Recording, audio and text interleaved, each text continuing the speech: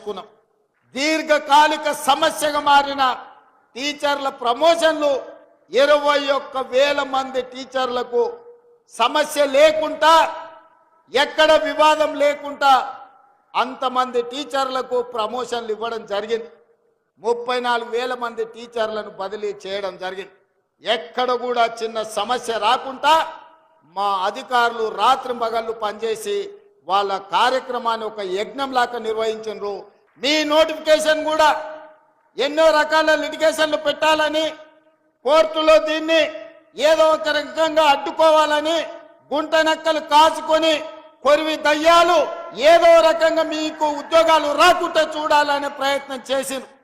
అన్ని రకాల సమస్యల్ని వ్యూహాత్మకంగా ఎదుర్కొని ఇవాళ అక్టోబర్ 9 దసరా పండుగ ముందు మీ కుటుంబాలలో సంతోషం చూడడానికి మీ అన్నగా, మీ సోదరుడిగా తెలంగాణ